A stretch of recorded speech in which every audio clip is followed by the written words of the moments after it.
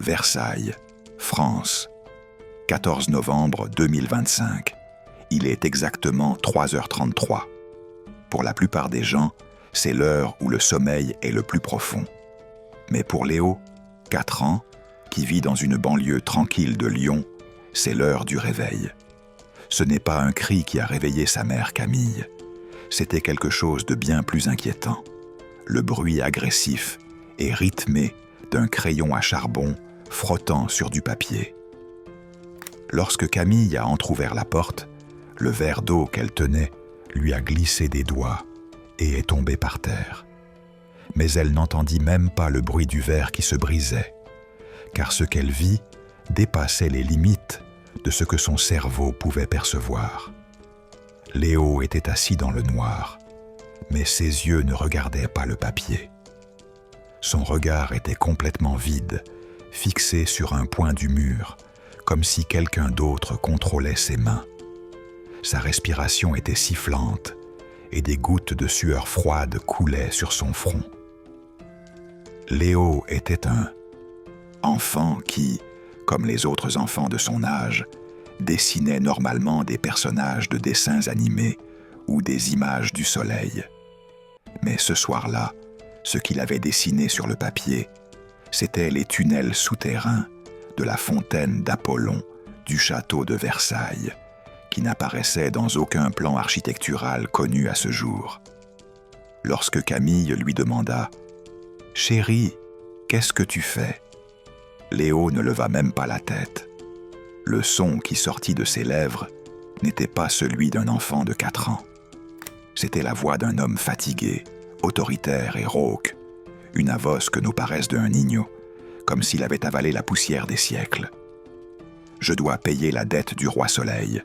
Quand l'eau montera, le silence sera rompu. » Cette phrase ne pouvait pas être le fruit de l'imagination d'un enfant. Léo n'était jamais allé à Versailles. Sa famille ne lui avait même pas encore parlé du roi Soleil, Louis XIV. Mais il décrivait le fonctionnement des ETZ, mécanismes sous la fontaine, la rouille sur la 3e roue de la vanne hydraulique et l'erreur technique spécifique qui réduisait la pression de l'eau de 4 bars. Léo avait même ajouté une note en français du XVIIe siècle, « eau morte » au bord du dessin. Nous devons nous arrêter ici et nous poser la question suivante.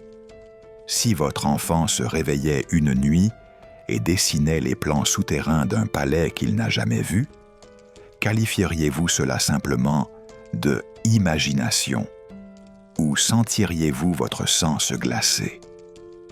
Partagez votre première réaction à ce sujet dans les commentaires, car cette histoire est bien plus profonde que vous ne le pensez. Après avoir regardé cette vidéo, vous supprimerez le mot « coïncidence » de votre vocabulaire, car la carte dessinée par Léo cette nuit-là représentait une pièce dont même le gouvernement français a nié l'existence jusqu'en 2025. Pas en français moderne, mais dans la langue lourde et aristocratique de l'époque. Sa famille ne savait pas si leur enfant était un génie ou s'il était sous l'influence d'autre chose, quelque chose de beaucoup plus ancien et sombre. C'était le premier voile de ce mystère. Mais le véritable horreur se cachait dans le X inscrit à la fin de la carte dessinée par Léo. Ce signe indiquait le centre exact de la fontaine d'Apollon. Chapitre 2. L'esprit sceptique de la Sorbonne et le langage impossible. Lorsque la situation de Léo fut divulguée à la presse locale, l'affaire parvint aux oreilles du docteur Jean-Pierre Valois, de l'université de la Sorbonne. Valois était un universitaire rigoureux qui avait consacré sa vie à l'architecture du XVIIe siècle et à l'histoire secrète de l'époque de Louis XIV, et qui ne s'écartait jamais d'un raisonnement rationnel. Il considérait les sujets tels que la réincarnation comme une consolation pour les esprits faibles.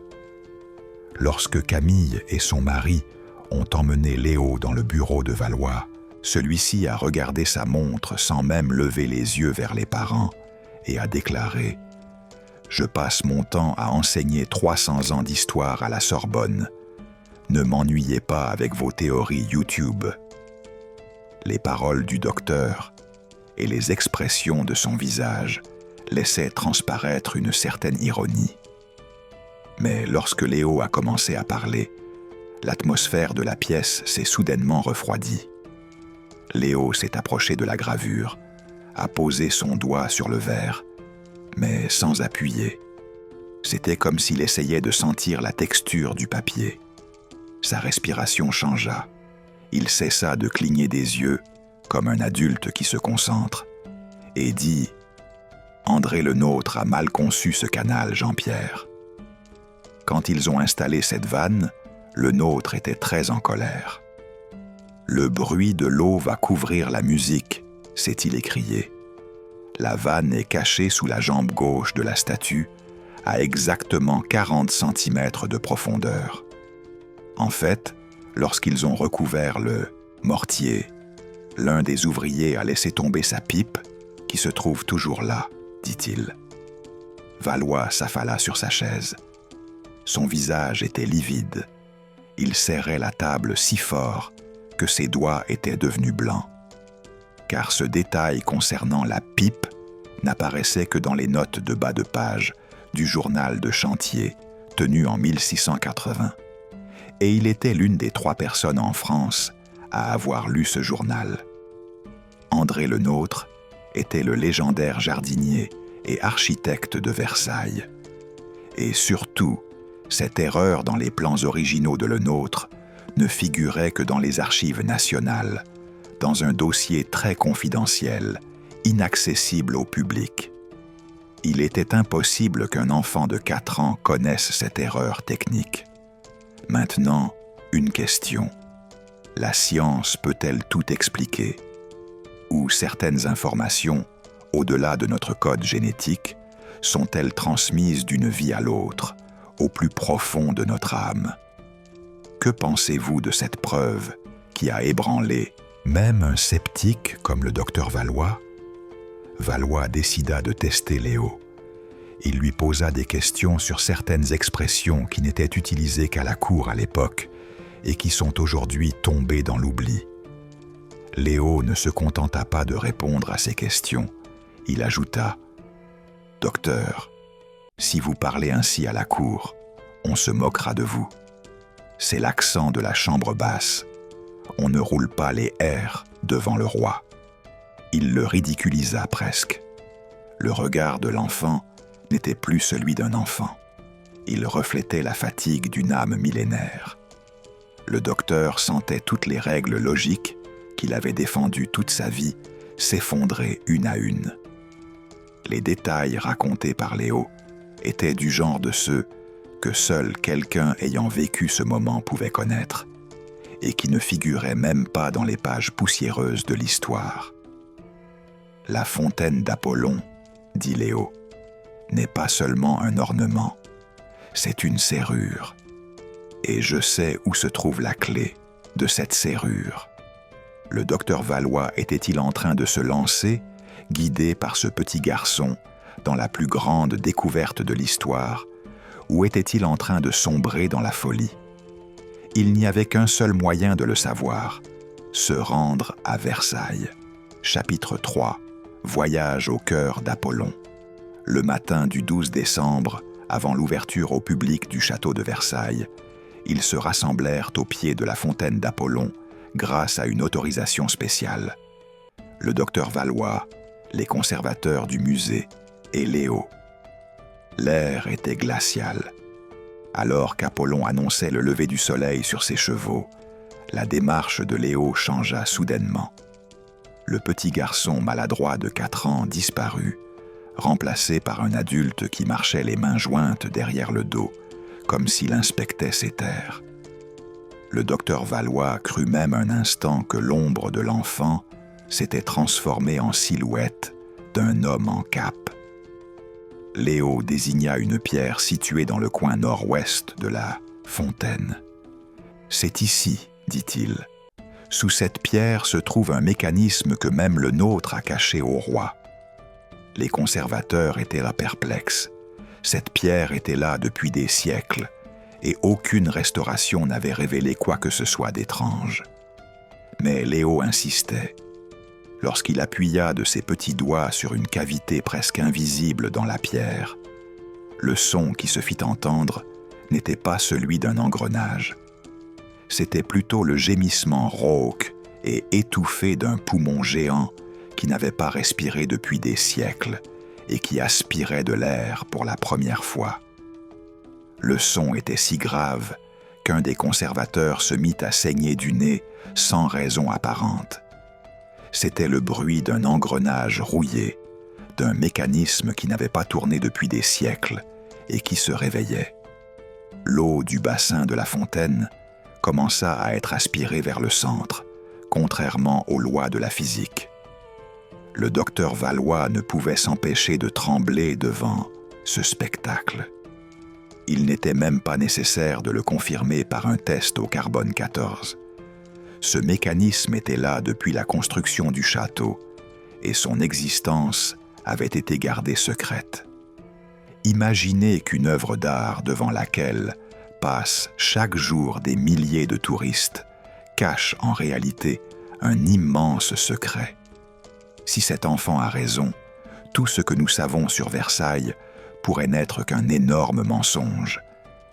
Est-il temps de brûler les livres d'histoire? Participer à la discussion. Pourquoi pensez-vous qu'un secret aussi important ait été caché?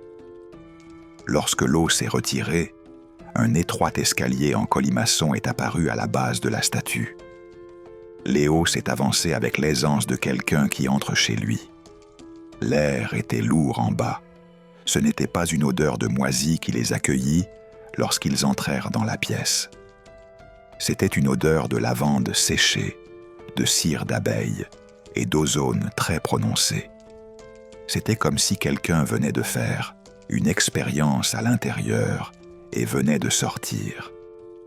Les torches n'étaient pas allumées, mais lorsque Léo entra, les flammes s'éveillèrent d'elles-mêmes, tremblotant sans qu'il y ait de vent. Lorsqu'ils descendirent, la pièce éclairée par les torches coupa le souffle à tout le monde. Ce n'était pas une pièce, mais un petit laboratoire ou un abri.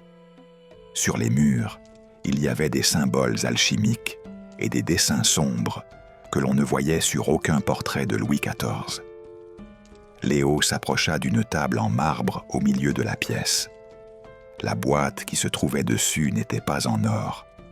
Il s'agissait d'un alliage légendaire appelé orichalcum, dont la formule avait été perdue. Mais ce qui terrifia vraiment Valois, c'était le sceau apposé sur la boîte.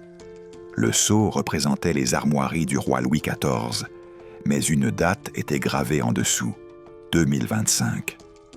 Un roi mort il y a 300 ans avait scellé une boîte en y apposant la date d'aujourd'hui. Au moment où Léo toucha la boîte, tous les bruits dans la pièce cessèrent. C'était comme si le temps s'était arrêté. Lorsque vous découvrirez ce que contient cette boîte, votre vision du monde tel que vous le connaissez aujourd'hui changera à jamais. Chapitre 4. La trahison de la boîte en or et la vérité du carbone 14. Le couvercle de la boîte s'ouvrit dans un sifflement provoqué par la pression de l'air emprisonné depuis des siècles. L'odeur qui se répandit alors dans la pièce n'était pas celle de la moisissure. C'était celle de pétales de rose pourrie, de soufre et d'un sang métallique très prononcé. En sentant cette odeur, le docteur Valois eut un haut-le-cœur. Ce qui sortit de la boîte n'était pas un bijou, mais un parchemin enroulé et scellé à la cire, sur lequel figuraient d'étranges symboles, ainsi qu'un disque en laiton en forme de soleil. Le docteur Valois regarda le document et rit. « C'est une très mauvaise blague, dit-il. Cette signature ne peut pas être celle de Louis, car l'encre semble encore humide. » Mais lorsqu'il la toucha du doigt, il constata que l'encre était sèche, mais qu'il s'agissait d'un mélange spécial de vermillon de fer, produit par les alchimistes royaux du XVIIe siècle qui brillait dans la lumière. Il pâlit, mais la date indiquée était 3 jours après la mort officielle du roi. Comment était-ce possible? Selon les archives officielles, le roi était déjà mort. Léo se mit à lire le parchemin avec fluidité, comme s'il s'agissait d'un titre de journal écrit aujourd'hui. Le soleil ne s'est pas éteint, il s'est simplement caché sous terre. Celui qui le réveillera est issu du même sang, mais d'une autre époque. Lorsque Léo commença à lire, la voix qui sortait de ses cordes vocales n'était pas celle d'un enfant. C'était comme si 2 cordes vocales différentes vibraient simultanément dans sa gorge, produisant un écho métallique et rauque. Le technicien du son qui enregistrait jeta ses écouteurs, car la fréquence lui avait fait siffler les oreilles.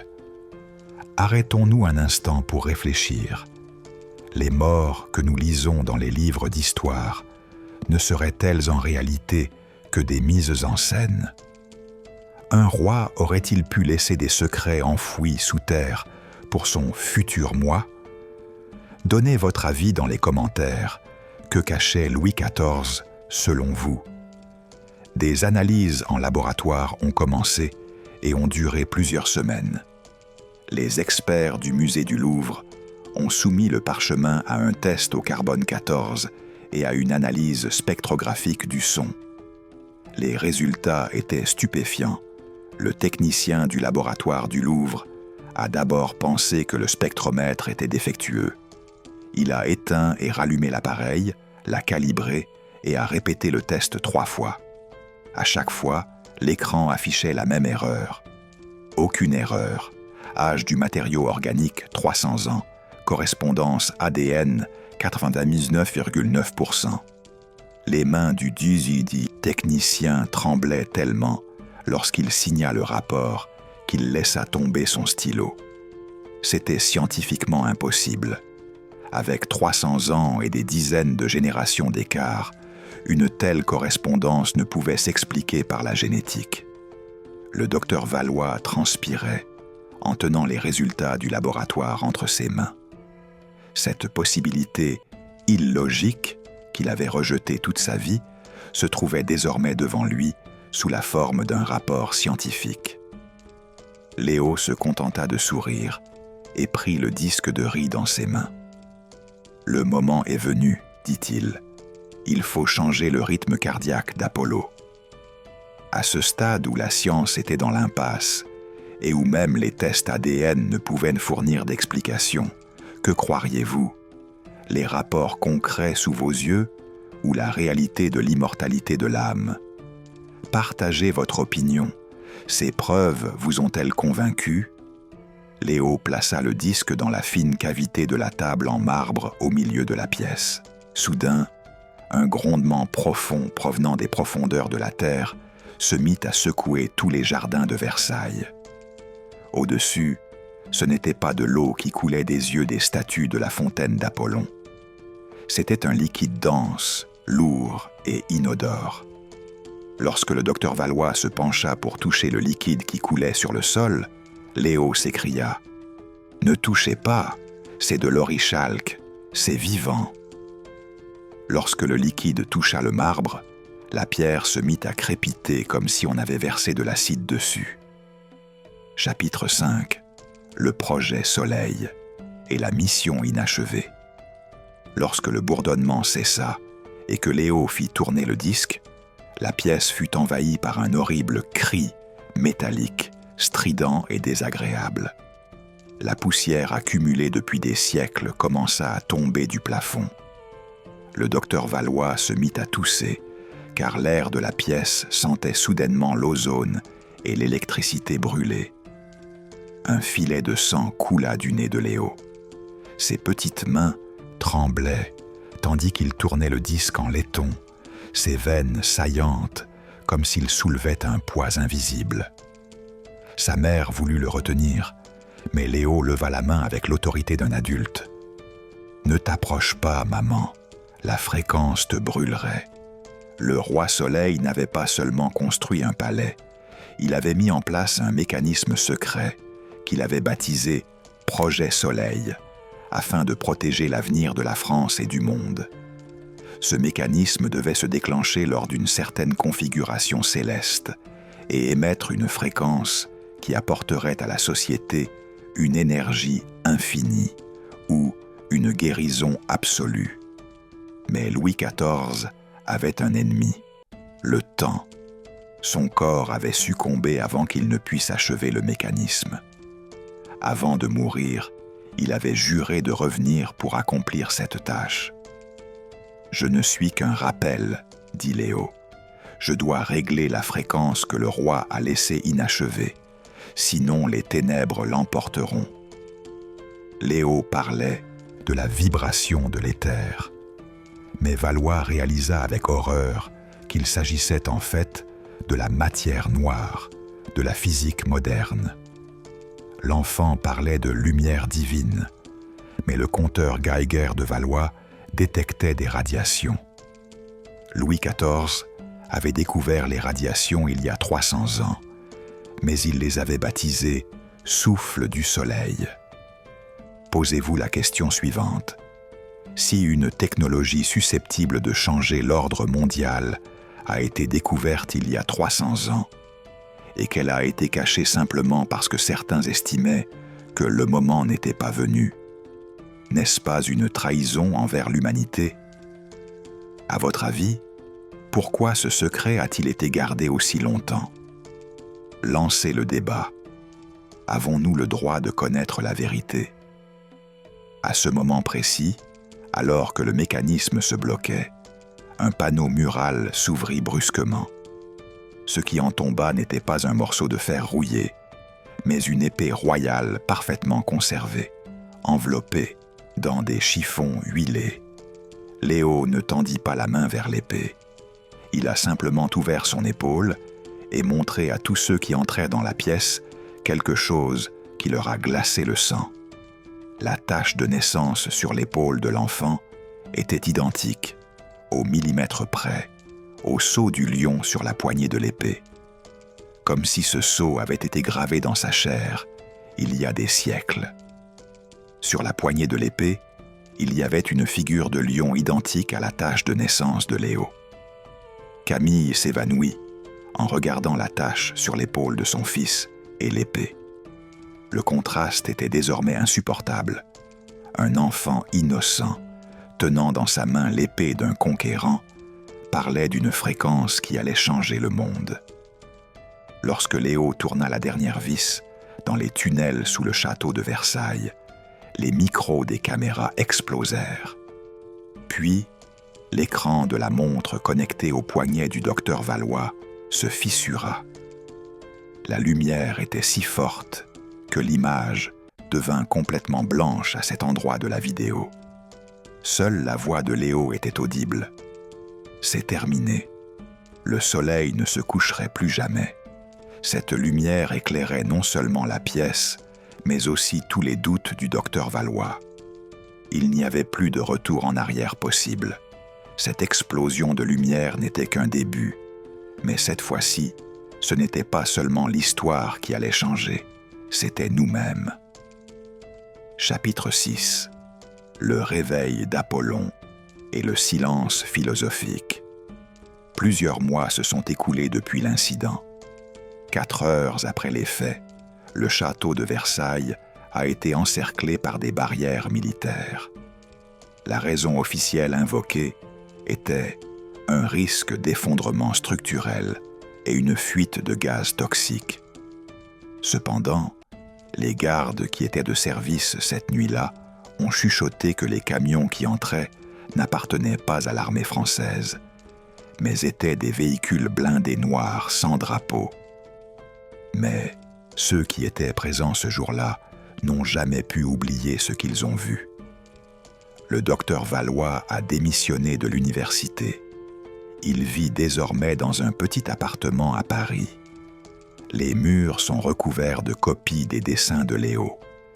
Sur son bureau se trouve la seule preuve qu'il a secrètement glissé dans sa poche cette nuit-là.